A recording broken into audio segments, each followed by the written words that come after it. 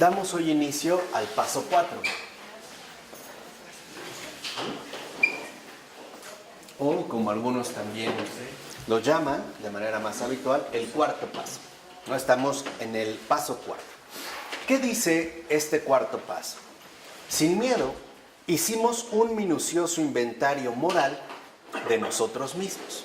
¿No? Entonces, aquí hay, digamos, como 3 referencias muy particulares que nos menciona este paso 4. Sin miedo, que se hizo un inventario minucioso, que este inventario es moral, y que además fue de nosotros mismos. No nos pusimos a hablar o a indagar o a despotricar de los demás. ¿No?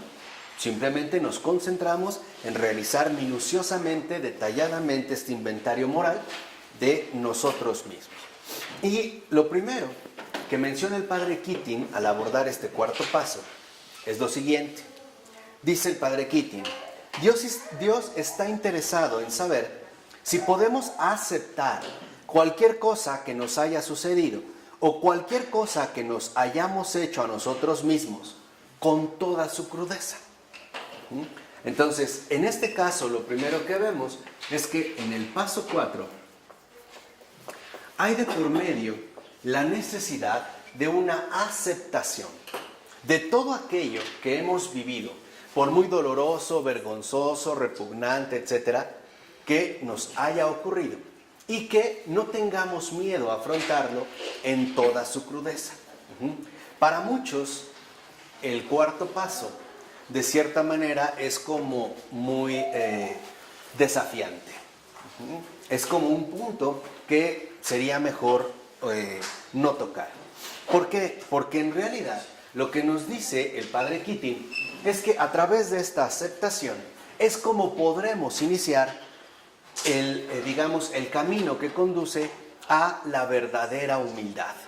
¿No? Entonces, el cuarto paso es la iniciación a la verdadera humildad. ¿Por qué?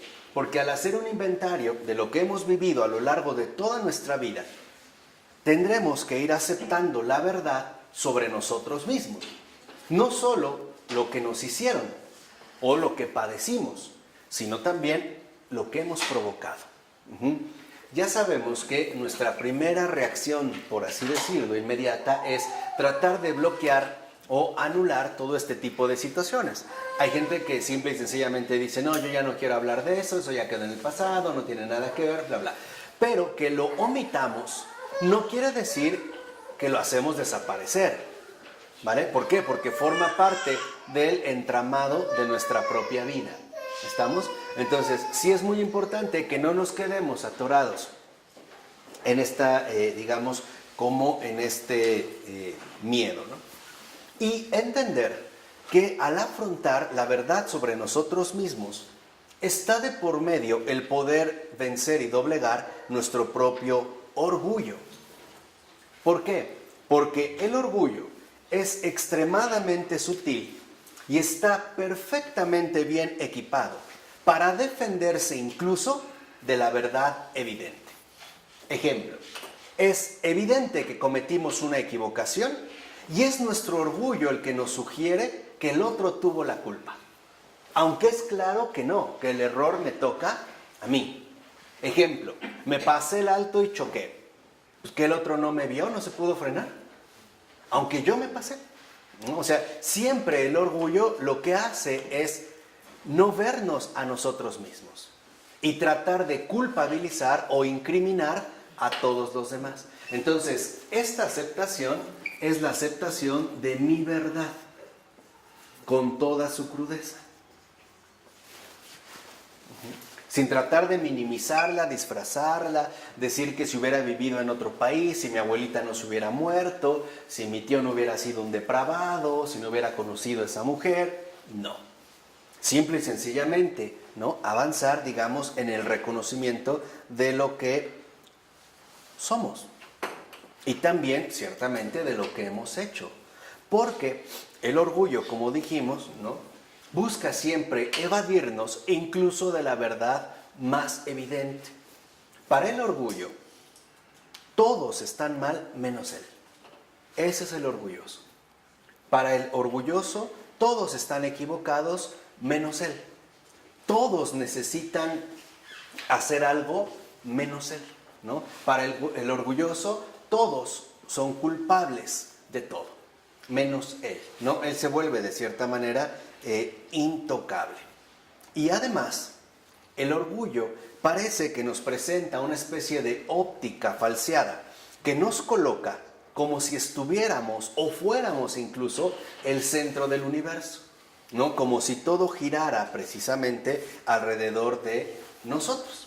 Como si nosotros fuéramos ese centro o esta fuente de la cual emana todo lo que poseemos, ¿no? Todo lo que de cierta manera tenemos. Pero no es así. ¿Por qué?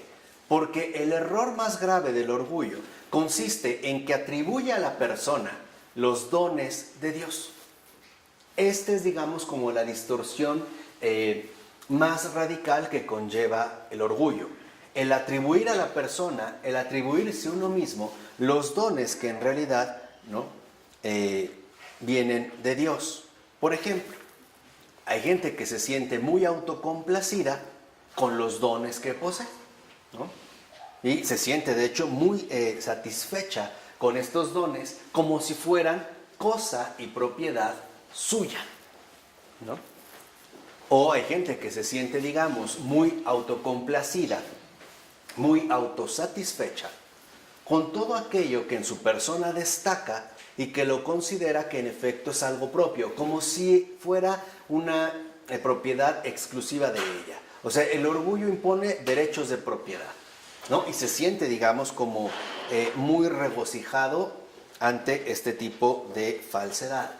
Lo primero que debemos de reconocer, y ese es el primer, digamos, como el primer movimiento del paso cuarto, es que en mi verdad, al ir aceptando mi verdad, lo primero que debo de reconocer es que incluso mi propio ser es un don. Me ha sido dado. Nadie de nosotros se creó a sí mismo. Nadie se dio la vida a sí mismo. Y la prueba más contundente de que no somos nuestros propios autocreadores es que no podemos disponer de nuestra vida a nuestro antojo. Incluso en situaciones más básicas, ni siquiera podemos conservar la salud o evitar la enfermedad como nos gustaría, ¿no? O tratar de postergar el envejecimiento, aunque nos volvamos fanáticos del botox y del bisturí. A final de cuentas, no nos pertenece. Entonces, lo primero que debemos de reconocer es que mi verdad, en toda su crudeza, es que ante todo es una deuda. Es una deuda. Todos tenemos esta deuda, porque no éramos nada. Nada. Y esta deuda, vamos a decirlo así, o ante el desafío fundamental que establece esta deuda, hay dos alternativas de respuesta, ¿no? La primera es que ante esta deuda yo responda desde el orgullo o bien que responda desde la humildad. Si ante esta deuda yo digo, es que yo no le debo nada a nadie, estos son mis talentos, ¿no? Dios no existe, o yo puedo solo, etc. Y respondo entonces desde el orgullo. Mi respuesta va a llevar precisamente el sello claro del despotismo y por lo tanto también de la arrogancia.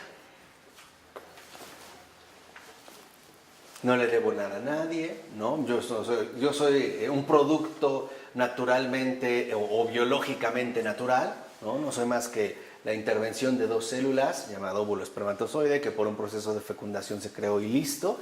A mí nadie me ha dado nada, ¿no? Todo es mío. O si respondemos desde la humildad, la respuesta que brota es la gratitud. Y por lo tanto, no la arrogancia, sino la sencillez. Este es muchas veces, ¿no?, como el matiz fundamental que nos suele distinguir a nosotros con respecto a la deuda previa que tenemos. No se espera que paguemos esta deuda como si nos hubieran dado un préstamo. que a determinado momento debemos liquidar. No. Lo único que se nos pide es reconocer la verdad de las cosas. Es esto. Y obviamente se me invita a reconocer mi propia verdad. En este sentido hablaba de mi verdad, no en el sentido de Niurka Marcos que habla de mi verdad. No, no en el sentido subjetivo, sino en un sentido ontológico, auténtico, en toda su crudeza.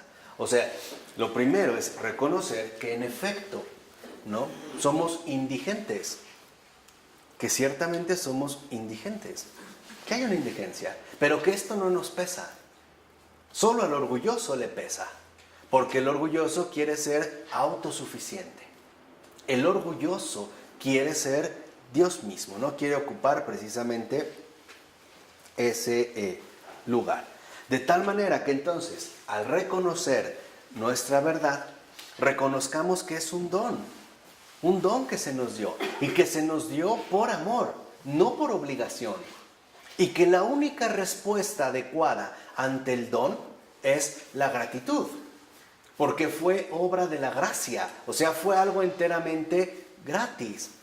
A ninguno de nosotros Dios nos dio una especie como de instructivo, donde nos dijo, a ver, lo que tienes que hacer es esto, esto y esto y esto. No. O no nos dijo, a ver, si te portas bien, el don es tuyo. No. ¿Por qué? Porque se trata de aceptar, se trata de recibir, se trata de fecundar, no de arrebatar algo que ya en efecto se nos ha dado. De hecho, aquí hay como ciertos errores de lenguaje o abusos de lenguaje cuando decimos, por ejemplo, que Dios me dio el ser, ¿no?, que es como una expresión usual. Pero cuando digo que Dios me dio el ser, estoy suponiendo que yo no sé en qué forma ya estaba ahí y que me dio como cuando a alguien le damos un regalo en su fiesta de cumpleaños. El festejado ya está ahí, entonces ahora lo que le doy es su regalo. Entonces, como que digo, tendemos a pensar que Dios me dio el ser, yo ya estaba ahí, no sé bien de qué forma, pero era yo, y Dios lo que me dio es el ¿qué? El ser. No, esto es falso. En realidad Dios me creó. Esta es la expresión correcta. Dios me creó. O, de igual manera, yo soy criatura suya. Este es, digamos, como el primer, precisamente, reconocimiento. Y entonces, lo que hace el orgullo es distorsionar esta verdad. Lo que el orgullo quiere decirnos es que no le debemos nada a nadie, mucho menos a Dios. Somos nuestra propia obra. Al único que le debemos de rendir cuentas es a nosotros mismos. Pero, como lo dijimos al inicio, para el orgullo, el rendir cuentas significa ajusticiar a todos los demás. El orgulloso es el que habla de todos, menos de sí mismo, porque no se ve, porque no se puede ver a sí mismo. Y siempre encuentra lo que le gusta o lo que le desagrada, sobre todo lo que le afecta en los demás, no en sí. El orgulloso es el que te puede decir, sí, me equivoqué, no, pero él estuvo peor. Ese es el orgullo. Es como un escupitajo, sí, lo acepto, sí la regué, pero yo no la regué como él, ¿no? Sí, como este que dijo, bueno, es que a lo mejor yo sí robé, pero no tanto como mi predecesor, no tanto como fulano de tal. O sea, el orgullo lo que quiere es que perdamos de vista la realidad auténtica de las cosas. Y es justo el orgullo el obstáculo a vencer para dar el cuarto paso. Si no se ha logrado vencer seriamente el orgullo, el cuarto paso no funciona. Es un fraude, es una farsa. No es más que una historieta, ¿no?, hecha, digamos, a modo de autobiografía. Pero no es una verdadera confrontación, en este caso con la, en ese sentido, verdad. Dice, incluso el orgullo se introduce dentro de nuestro itinerario espiritual, haciéndonos creer que debemos atribuirnos a nosotros mismos nuestra buena conducta e incluso atribuirnos a nosotros mismos todas las virtudes. Claro, yo soy bueno, me he esforzado, lucho constantemente por ello, entonces yo soy virtuoso. O sea, el centro, ¿no? Siempre sigue siendo, en este caso, el ego. Por eso dice el padre Keating que si nosotros queremos dar un sano cuarto paso, tenemos que poner fin a todas estas ideas de entrada. Saber que en realidad, cuando nosotros somos buenos, es por gracia. Porque a veces experimentamos lo malvados que podemos ser. A lo mejor al grado de que no hubiéramos pensado. A veces nosotros decimos, por ejemplo, que no entiendo por qué esa persona cometió tal crimen, ¿no? Que es un monstruo, una bestia. Pero ¿qué hubiera hecho yo en su lugar? Sometido a todas sus circunstancias de vida. ¿Qué hubiera hecho yo? ¿Realmente hubiera conservado la cordura? A veces digo que tal político es un ladrón, pero ¿qué haría si yo ocupara ese puesto? Y tuviera todas las posibilidades e incluso, ¿no? Como decimos, la caja abierta para agarrar a manos llenas. O como decía San Agustín, dice, imagina que pudieras cometer el pecado que más te gusta, el que más te complace, el que más anhelas, y que nadie, hipotéticamente, se fuera a enterar. Ni Dios. Ni Dios. Que se te diera esa oportunidad. Nadie, ni tu esposo, ni tu esposa, tu familia, la gente, ni Dios. ¿Lo harías? Es como si dijeran, tienes la oportunidad de robarte un banco. Nadie te va a perseguir, ¿lo robaría? Tienes la oportunidad de engañar a tu esposa y nunca se va a enterar. ¿Lo harías? Aquí es donde empezamos a sondear, digamos, nuestro dark side, ¿no? Empezamos a tocar que en realidad no somos tan buenos como suponemos. Que hay algo por ahí que nos ayuda. Y que eso definitivamente no es obra nuestra. Por eso dice que en realidad, el padre Keating, que la finalidad principal de todo el esfuerzo realizado en el itinerario espiritual o en un programa de recuperación es descubrir que nuestro propio empeño no funciona. Que todas las veces que nos quisimos empeñar en mejorar o en ser mejores, no lo conseguimos. Al grado de que todos los empeños que realizamos para salir de la adicción nunca funcionaron. Que los empeños que pusimos siguiendo nuestros propios criterios para enmendar a nuestros hijos o para reconciliar a nuestra familia o para cambiar nuestro modo de vivir, no funcionaron. En realidad no funcionaron. Y que incluso cuanto más nos esforzamos por propia cuenta, más empeoramos las cosas. ¿Qué quiere decir? Que si queremos resolver las cosas por cuenta propia, lo único que hacemos es empeorarlas. A menos de que uno se vuelva completamente a Dios. Podemos decirlo en términos del programa. A menos uno puede salir de esta espiral sin fondo, ¿no? De degradación, a menos que uno realmente de corazón dé el primer paso. Cuando esto sucede, dice el padre Keating, Dios no nos quita nuestras faltas de inmediato. Podemos decir, Dios no nos quita de inmediato nuestras debilidades, porque si lo hiciera, es probable que nos atribuyéramos a nosotros mismos ese resultado. Por eso, a lo mejor, no sé, una persona lleva años en abstinencia sexual. No le llamo castidad, porque luego la castidad es otra cosa, es mucho más grande que la mera abstinencia sexual. Pero en algún momento, quién sabe cómo fue y ¡pum!, cayó. Y se siente terriblemente mal. ¿Por qué se siente tan herido? Porque consideraba que ese estado de abstinencia sexual era obra suya. Era a causa de sus propios esfuerzos, ¿no? Y de repente comprueba que en realidad no dependía de él mantenerse, ¿no?, en un estado así. Lo mismo que pasa con la sobriedad. Porque una cosa muy distinta es dejar de beber o cerrar o tapar la botella, ¿no? Una cosa es literalmente, no beber alcohol o no drogarse. Pero otra cosa muy distinta es la sobriedad. Porque la auténtica sobriedad solo se alcanza cuando es Dios quien me mantiene de manera permanente y constante, solo por hoy, en ese estado. Esa es la sobriedad. Ningún ser humano, por sí mismo, una vez que ha atravesado una adicción, puede alcanzar la sobriedad. Nadie, ¿eh? Podrá dejar de beber, pero la sobriedad, jamás. ¿Y cómo nos damos cuenta? En que puede dejar de beber, pero sus actitudes neuróticas o histéricas siguen a flor de piel. Eso no ha cambiado. Ahora ya no se emborracha con alcohol, se emborracha con las dinámicas ordinarias de su vida. Se enferma con las relaciones humanas que atraviesa. Se enferma porque hay mucha gente. Se enferma porque llueve. Se emborracha. Vive en un estado de ebriedad permanente, ¿no? Constante. Y además dice en este sentido que esto es un proceso doloroso. No solo para nosotros, también para él. ¿Por qué? Porque debe aguantar nuestras malas acciones. Es como una persona que tiene que aguantar a un borracho. La pasa mal, ¿no?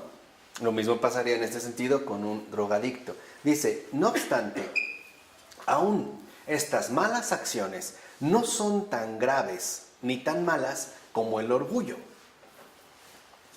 Porque el orgullo, en este sentido, sí, o sea, el hecho de atribuirnos a nosotros mismos las buenas acciones no solo es ridículo, sino insultante para Dios. ¿Por qué? Porque es justo lo contrario de la verdad. Por decirlo en términos más concretos, el orgullo es una mentira de 1000 caras, que busca disfrazarse y excusarse de todas las maneras posibles. Al grado de que, por ejemplo, una persona comete una imprudencia en estado de ebriedad o de drogadicción y dice, es que estaba borracho. No, no estabas borracho, eres mala persona. Con alcohol. Pero esto no brotó precisamente de ahí. Hay como catalizadores, ¿no?, que pueden mostrar lo peor de nosotros. O aquel joven estudiante que cuando salió de su preparatoria realmente tenía la intención de ser un abogado íntegro que luchara por la justicia y además que combatiera la injusticia. Y terminó siendo terriblemente corrupto. Igual se emborrachó, ¿no? ¿Emborrachó? ¿Cayó ahí? O sea, perdió en este caso la sobriedad. Entonces, la permanencia en la verdad es permanecer en Dios. No atribuirnos finalmente lo que no nos corresponde. Por eso San Bernardo, en sus sentencias siempre tan precisas, decía que no está mal presumir lo que tienes. Lo que está mal es presumirlo como si no lo hubieras recibido. Esto sí. ¿Eres inteligente? Sí. Es cierto, tampoco lo vamos a negar. No vamos a negar la obra que Dios ha hecho en nosotros. O sea, no se trata de minimizar los dones de Dios. No, se trata de exaltar estos dones y sobre todo al dador de estos dones. ¿Sí me explicó? En esta situación diferente. Y dice también a continuación, lo fundamental es que entendamos pues que en el cuarto paso se trata de que la humilde aceptación de nuestra realidad personal es únicamente la mitad del camino. Puesto que, si damos el primer paso, tenemos que complementarlo con el tercero. O sea, el poner finalmente, ¿no?, nuestras voluntades por completo bajo el cuidado de Dios.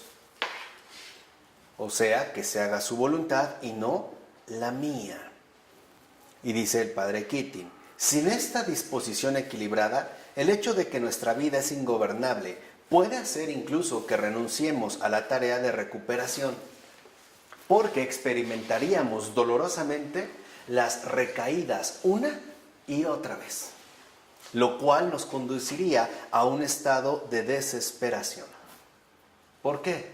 Porque veríamos fracasar una y otra vez, ¿no?, todos nuestros esfuerzos por mejorar. Y hay gente que dice, bueno, si en efecto no puedo, pues entonces me tiro al vicio, ¿no?, por utilizar esta expresión. Si lo he intentado y no puedo, pues ahora, si antes me tomaba una botella, pues ahora me voy a tomar tomar 3, hasta que me ahogue en el alcohol, o hasta que me dé una congestión alcohólica, o hasta que definitivamente, ¿no?, esto acabe conmigo, que sabemos que de cierta manera va a pasar.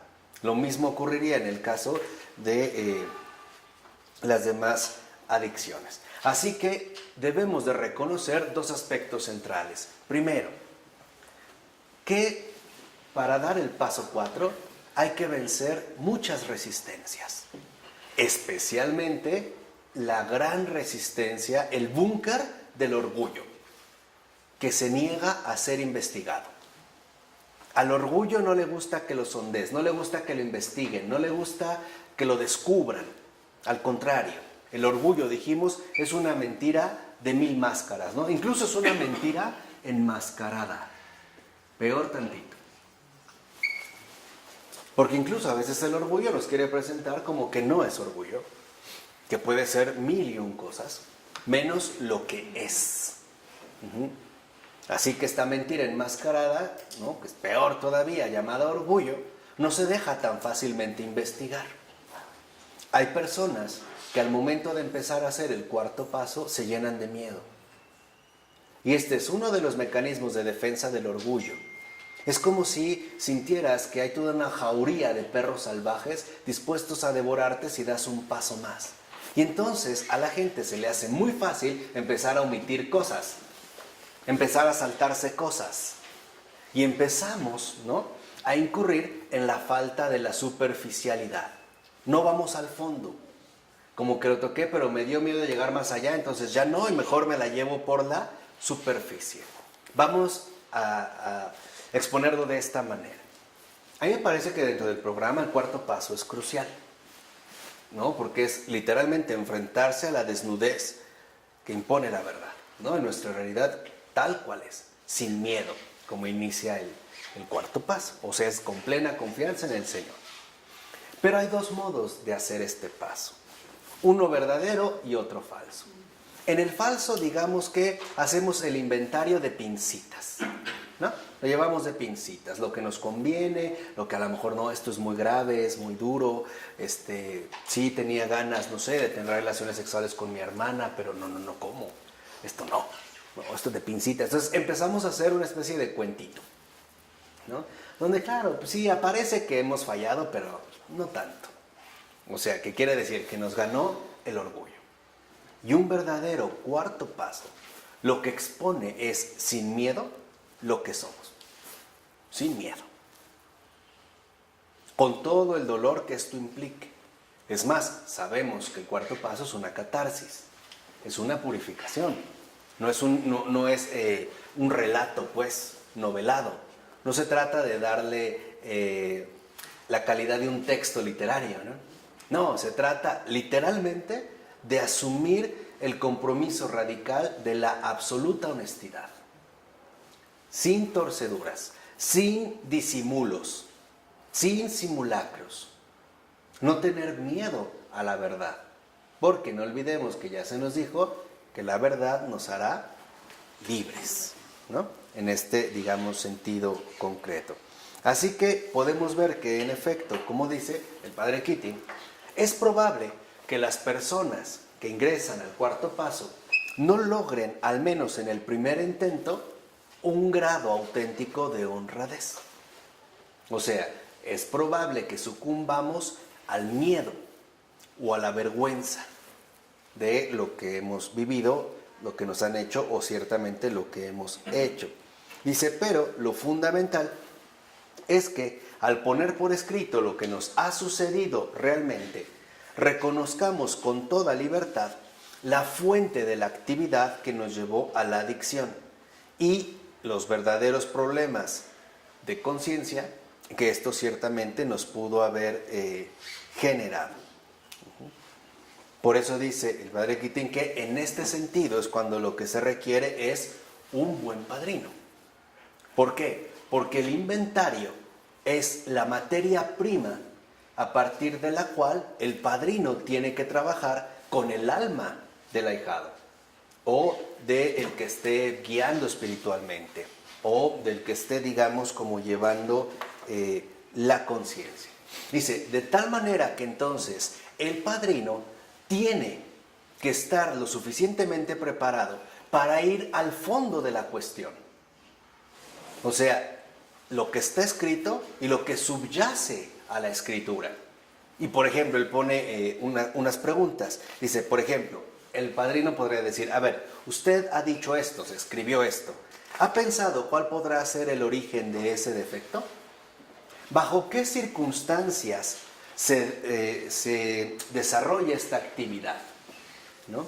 ¿En qué condiciones, por ejemplo, se dispara la situación? ¿Por qué se produce? O sea, el que está en recuperación no es capaz de ir al fondo por sí mismo. Requiere, en este sentido, ayuda. De tal manera que entonces la función del padrino o del director espiritual o del guía de conciencia es que el que se está rehabilitando alcance una visión más profunda de sí mismo. Por así decirlo, que vaya literalmente a la raíz de los problemas. Esto es fundamental. Entonces, si nosotros entendemos la aceptación, veo que no solo es una aceptación superficial, sino una aceptación de fondo, donde en efecto quedan al descubierto las motivaciones que me conducen a este tipo de situaciones negativas. No solo, vamos a decirlo así, los hechos, sino las motivaciones, ¿no? Las tendencias que me llevan a comportarme de este modo en particular. Y estas tendencias se pueden descubrir a través de ir profundizando en las circunstancias concretas que rodean mis modos de comportamiento, ¿no?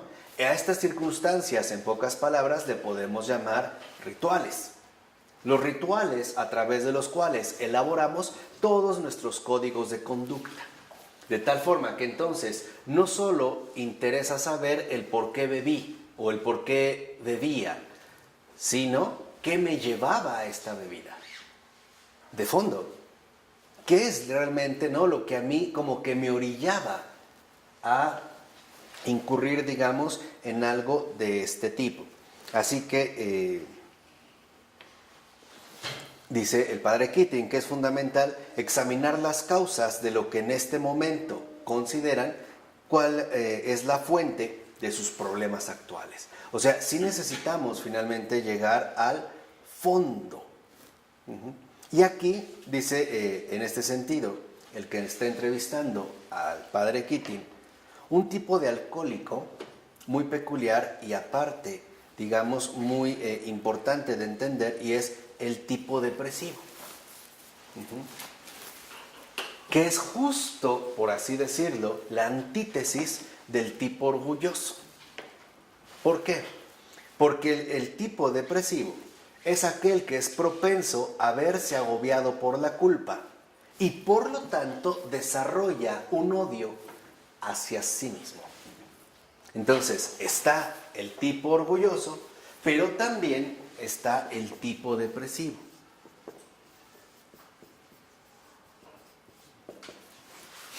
El tipo depresivo es aquel que no culpa a los demás, sino que carga con toda la culpa él mismo, al grado de que entonces se ve agobiado por esta tremenda carga. Y esto obviamente lo sume en una depresión terrible. Es aquel que, digamos, no ve la posibilidad de que pueda ser entendido o que pueda ser realmente comprendido, sino que se ve agobiado precisamente por lo que ha realizado, ¿no? Entonces dice, no, debemos de tener cuidado con ello porque debemos entender cómo ayudar a este tipo de personas. Entendamos algo. Si a nosotros se nos encomendó el acompañar a muchas almas, no podemos tener una receta general para todas. Debemos primero entender qué tipo de alma, qué tipo de paciente, qué tipo de agente en recuperación es con el que estamos tratando. Vamos a entender, por ejemplo, cuál es el perfil que lo define. Entonces, cuando le piden ayuda al padre Keating, ¿no?, para poder entender más a este tipo de personas, lo que dice es que en efecto los problemas que conlleva el tipo depresivo son muy serios. ¿Por qué? Porque incluye el odio a uno mismo, incluye el desaliento, incluye la falta de autoestima y por lo tanto la desesperación. Estos son, digamos, como los rasgos centrales del tipo depresivo. El odio, obviamente, hacia uno mismo. De tal manera que este odio se conjuga en el tipo depresivo, llevándolo a buscar, ¿no?, incluso, si es posible, exterminarse.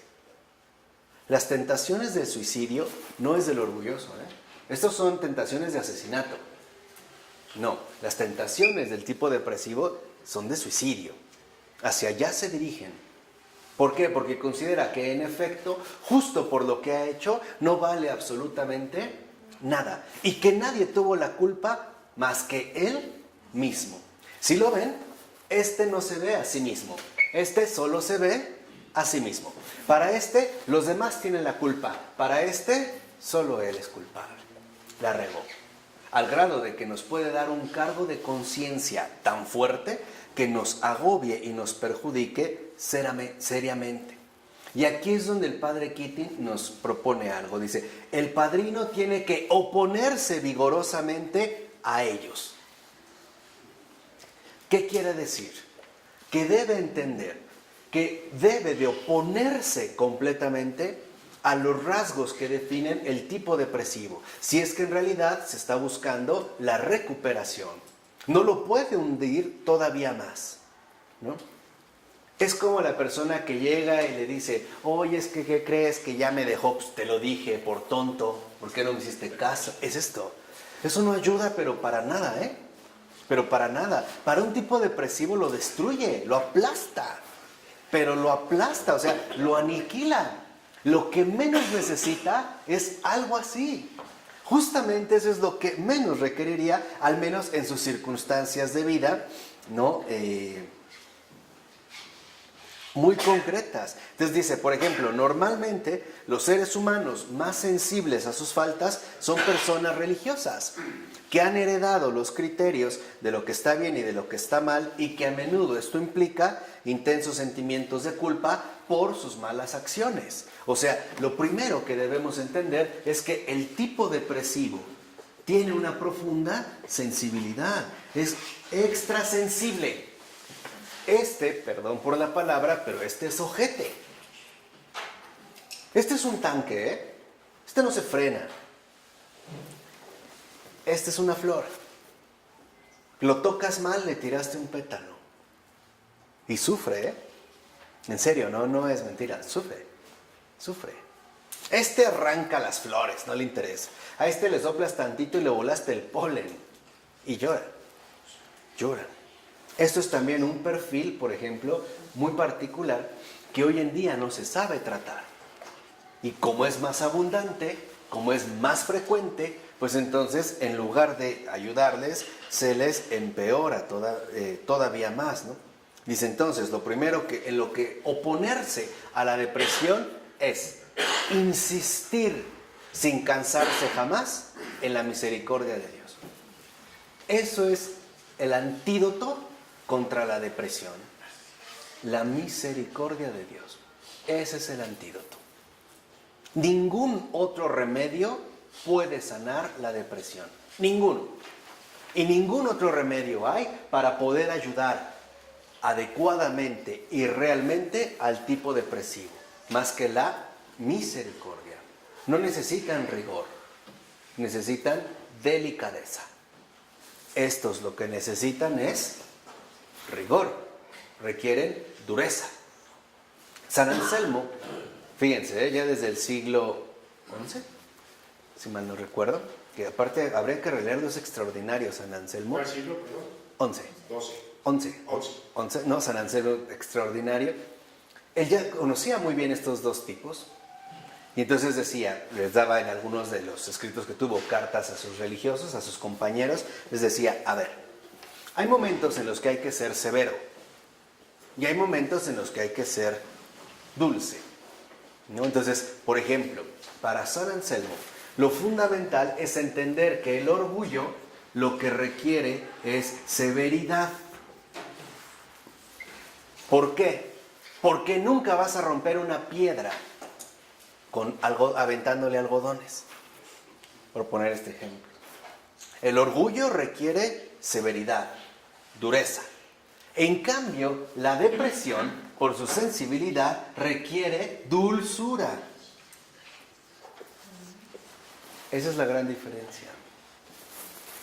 ¿Y qué pasa a veces? Ya estás triste, deprimido, otra vez, cayendo, bla, bla, bla. Estamos utilizando el criterio ¿qué? Y en lugar de ayudarle, lo hundimos. Le perjudicamos todavía más. ¿Y qué pasa con el orgulloso cuando lo buscamos apapachar? No, sí tienes razón. ¿Cómo? Sí, los demás se equivocaron. ¿Tú le ayudamos? No. Todavía lo fortalecemos mucho más. ¿En qué consiste entonces el arte del apadrinamiento? Discernimiento. Saber qué es lo más adecuado para una persona en concreto. Entonces, por ejemplo, veían que San Anselmo, que funcionó como abad, maestro de novicios, le llegaban algunos jóvenes aspirantes a monjes como tipo depresivo y los trataba con mucha dulzura y algunos con mucha severidad. Entonces te preguntaban, oye, ¿por qué haces preferencias? O sea, no hago preferencias, les doy lo que necesitan. Y él ponía el ejemplo de la cera, ¿no? Decía, cuando la cera está ya muy endurecida, para darle forma se requiere tallarla, incluso usar cincel. Pero cuando la cera está muy líquida, necesitamos darle tiempo para que vaya agarrando una consistencia verdaderamente adecuada. ¿Cuál es entonces el arte? El discernimiento y saber dar a cada cual lo que necesita. Por ello es importante entender que si se va a dar un cuarto paso seriamente, entendamos cuál es, por así decirlo, la preparación previa que debe requerir. ¿Dulzura o severidad? Porque hay muchos grupos de recuperación que no saben nada de esto, solo esto. Tú estás mal, enfermo y llegaste, terapia de shock, ¿no? Quebrantarte. Sí, pero ¿qué pasa cuando tienes estos? Los matas. Y hay muchos que dijeron, no hay que hacer así, no, pues suavemente, dulcemente. Sí, ¿qué te pasa con estos? Pues te toman a broma, te tiran de a loco. Entonces es importante entender sobre qué tipo, ¿no?, de persona en este caso se está trabajando. Dice, incluso, por ejemplo, se les puede hablar de la parábola del hijo pródigo, el cual ha sido una fuente de gran consuelo para muchas personas con este tipo de dificultades. Y sobre todo, se les debe de recordar constantemente lo más esencial, a saber, la afirmación de su bondad fundamental. Que en realidad, a pesar de lo que ellos vean, sientan, experimenten, vivan, no es así. Fíjense aquí cómo los criterios son diferentes. Digamos que la terapia para el tipo depresivo es convencerlo de que tú no eres así. Tú no eres así. ¿Cuál es la terapia fundamental para el orgulloso?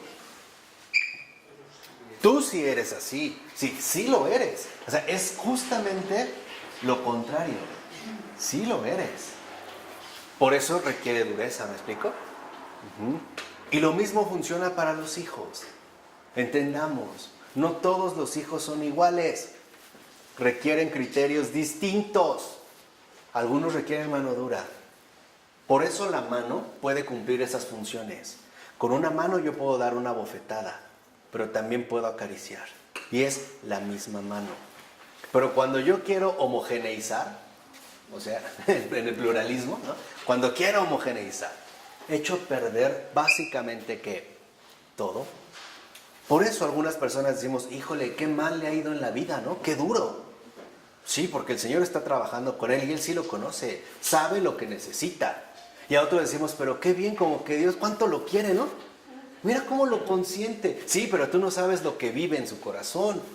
El Señor sí, porque Él nos ha creado a cada uno que de nosotros y sabe lo que en verdad necesitamos. Así que, por ejemplo, cuando no sepa qué hacer con un ahijado, o sobre todo cuando no sepa qué hacer con mis hijos, lo primero es decirle, Señor, ¿cómo le hago aquí? ¿Cómo debo actuar? No sé la verdad. No sé cómo actuar ante esta situación. Mira, me he empeñado en que funcione y la verdad es que lo único que he hecho es estropearlo cada vez más.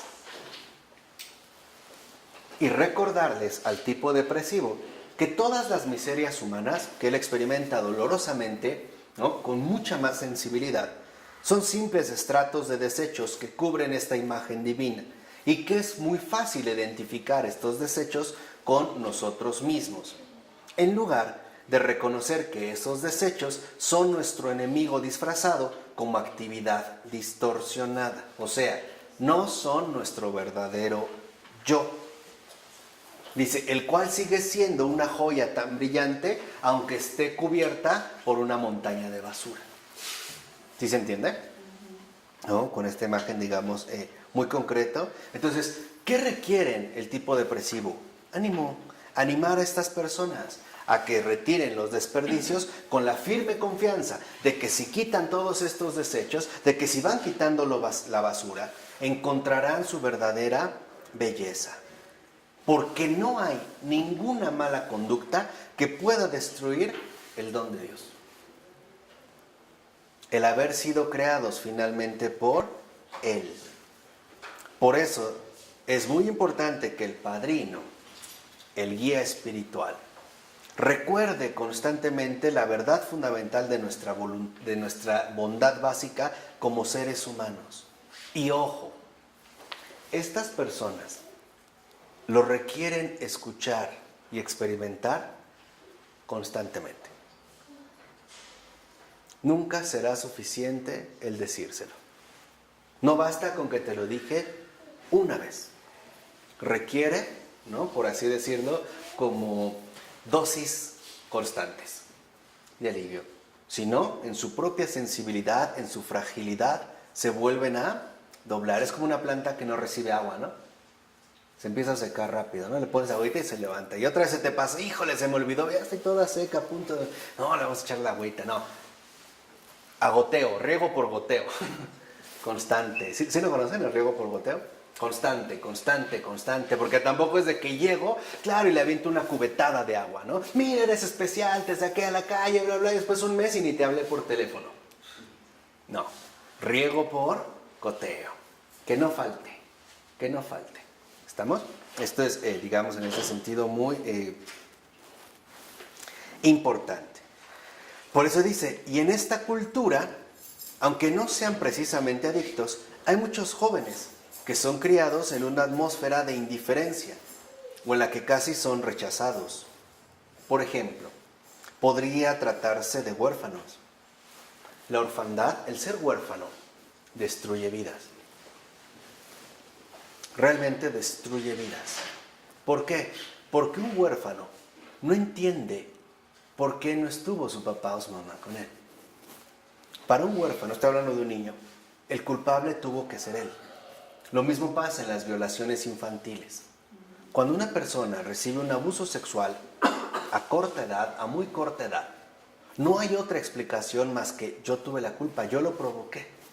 Y esto hace que el alma se sobrecargue con una culpa inmensa.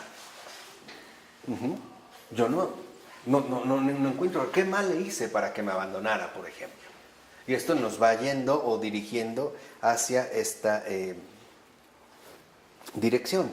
Dice, y en este sentido, por ejemplo, puede ser que incluso sean jóvenes que, como dijimos, sean huérfanos o que se sientan rechazados por los grupos a los cuales pertenecen, ¿no? Lo que hoy llamaríamos también el bullying. O que nunca tengan éxito en una sociedad tan competitiva debido a su temperamento o tipo de mentalidad. No encajan.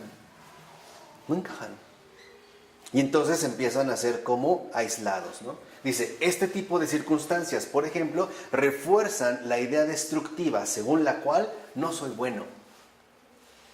Y por lo tanto, nadie me ama. O peor aún, no soy digno de ser amado.